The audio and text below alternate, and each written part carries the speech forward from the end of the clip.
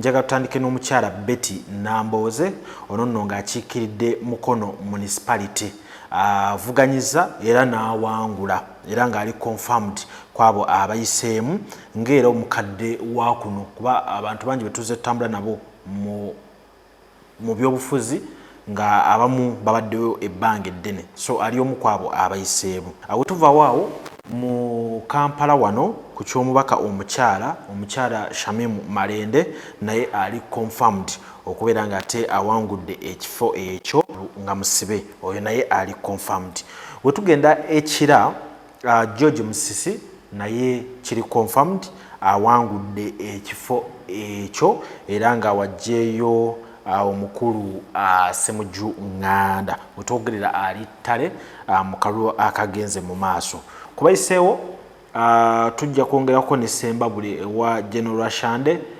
yawangudde Theodore Sekikubo yamumeze mu kalulu era oyo ali confirmed ku list yaffe eyabo abayiseemu. Shande Emmanuel, who has obtained the largest number of votes, elected candidate for Wemyaga County constituency, Ssembabule electoral district. Kakati ekakumiro Honorable Robin Naibanja ali confirmed ayiseewo tudda ewa Dr. Jane Luther Cheng naye ayiseewo ali confirmed jukira nti ono ameze minisita munne Betty Among ate no bonna baaliwo nnyo mu COVID baali batambuza emirimu bombi kosa ne Dr. Atwine bamwita Diana Atwine amanya gatambula nnyo asatu ago kati Dr. Jane Luther Cheng awangudde Betty Among naye nga waliwo olutalo olusituse saidi awo era tujja kuba nga twongera nalwo okulugoberera kuba Betty Among agamba yo oli tamulabanga muwanguzi kati kigenda kubeera kitya abagenda mu mateeka kigenda kubeera kitya Jeno Tumukunde awangudde confirmed kosa Jeno Jim Hwezi naye awangudde saidi eyo bwe tugenda Mityana ku ky'omuwaka omukyala tulinawo Judith Nabakooba awangudde eky'omubaka omukyala era nga ameze Nabbusa n'amega n'omukyala Joyce Baagala abo batadde ettale n'abanga atawangudde ku kadi ye NRM. Bwe tugenda ekamuli ku ky'omubaka omukyala Rebecca Kadaga naye akomyewo mu parliament era nga kiri confirmed naye amaze okubeera nga awangula ekifo ekyo ky'omubaka omukyala wa Kamuli ku kadi ya NRM. Kakati we tuvaawo awo njagala tugendeko Nansana municipality Zambali Brasio Mukasa naye amaze okubeera nga ate awangula ekifo kya Nansana municipality naye nga katono nnyo okuzayo kemabega Mityana bangi bali mu kubuuza nti ate honorable zaake kiri kitya. Honorable zaake kugetufuna abadde taperforminga bubi naye tannabeera confirmed era saagala kubalimba ku ky'omubaka honorable zaake saidi eyo mu Mityana. Kakati ebutambala basinga mwabitegedde omukyala Daphne Lydia Mirembe yawangudde Aisha Kabanda era nga kakati omubaka omukyala owa Butambala atera ku saidi ey'omwami MP wa Butambala omukulu Mukiibi yawangudde honorable Mwanga Kivumbi yamuwangudde saidi eyo.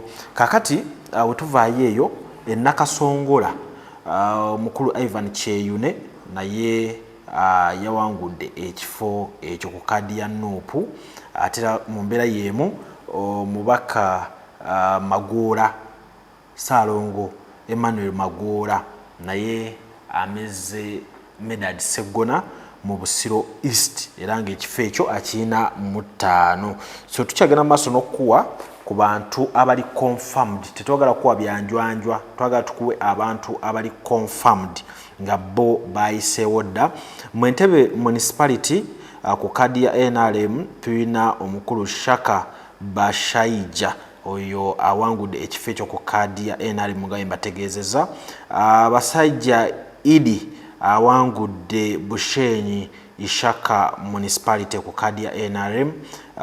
Kefa Chwanuka awangudde Kiboga West ku kadi ya NRM. Abo bali confirmed.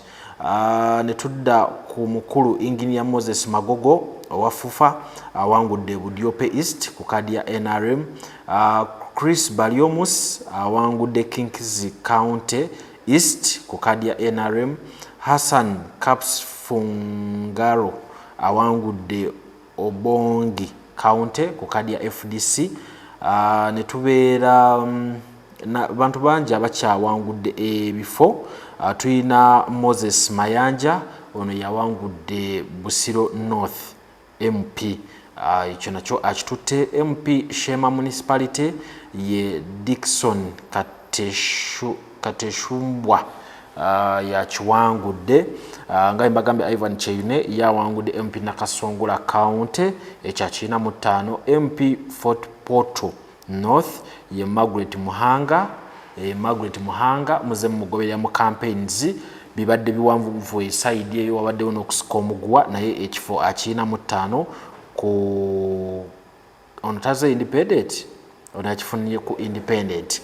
Kakati tuyina MP Ntungamo Municipality Gerard Karuhanga naye awangudde ku independent. Ne tubeera ne Lydia Mirembe of course nabagambye naye awangudde ku independent. Ne tubeera ne MP Kyotera County omukulu Haruna Kasolo Cheyune naye awangudde ekifo ekyo. Elisa Mukibi naye yawangudde wali wa Honorable Mwanga Kivumbi.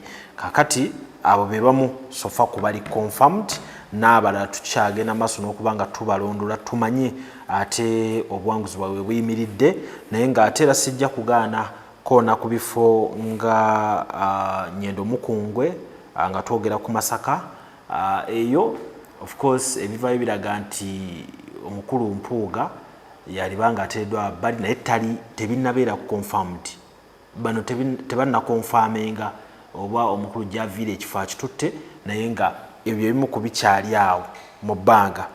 Erubaga nga twogera ku North ne South nayo tebanna confirminga bawangudde wadde omukulu Abubeka Kawalya abadde tannakola bubi side eyo ate nga tuliye okumanya ne Nasolo akola atya mu Lubaga awo.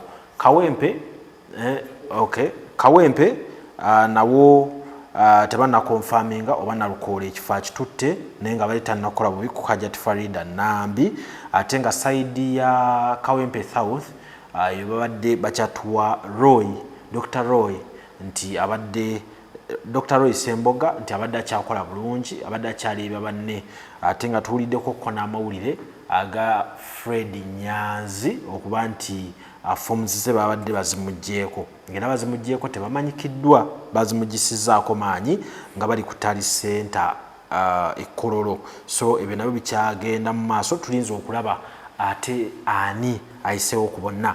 Kampala Central nawo tetuna confirminga ntegeddeko omukulu Lubongoya bibadde tebinatambula bulungi nnyo wadde byatandise bitambula bulungi.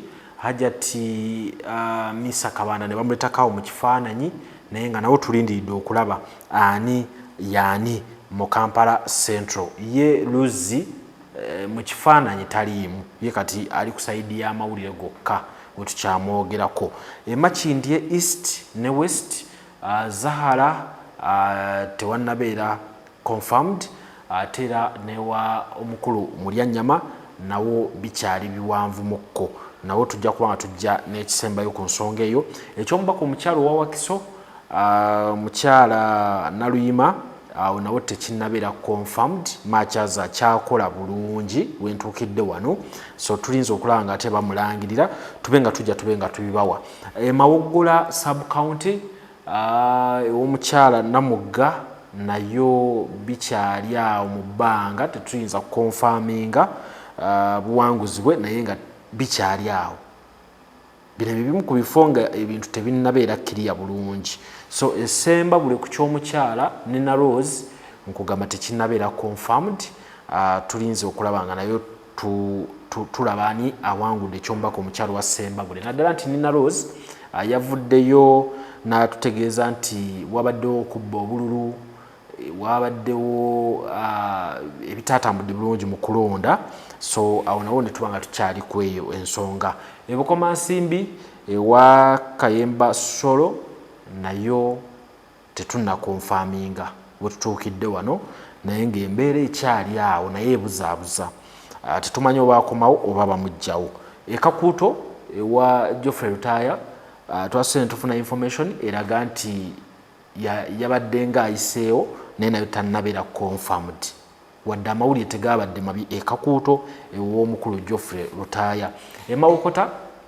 ewa Dr. Hilderman oba ewa Hilary Kiyaga awo nawo Honorable Amelia Kyambadde yabadde nga gubalaga nti akyamuleebya naye tannabeera confirmed side awo Nakawa West ewa lead of the opposition Wallop Joel Senyonyi nawo yabadde akyakola bulungi naye tannabeera confirmed side eyo Busiro South East ne North yo bakonfirminze dda South tebannabeera nga bakonfirminga then kutugatya ne Kyaddondo East ewa Muwadanku Nyingi teyakoze bubi naye tannabeera confirmed side awo ebimu ku constituencies zetukyalinda bakonfirmingire ddala matches wakyaliyo ebirumira bingi so ebintu essaawa yonna bikyasobola okuba nga bikyuka kyova nti tetunnayimirira ku side confirminga nti omuntu ayiseewo side eyo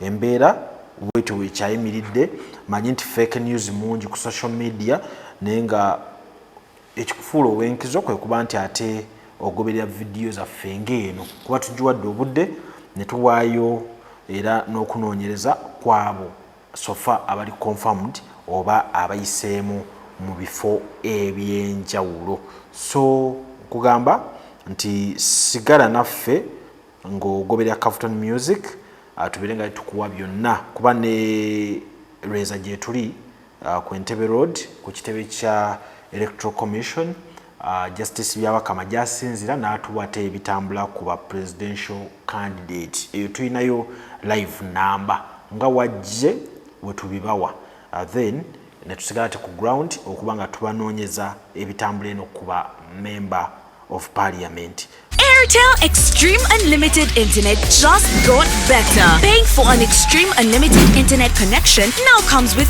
free data, SMS plus voice minutes to call and text across networks for the Muganga who pays the monthly bill. Dial *125# or call 125 today to upgrade to an unlimited, uncapped Airtel Internet experience. Airtel.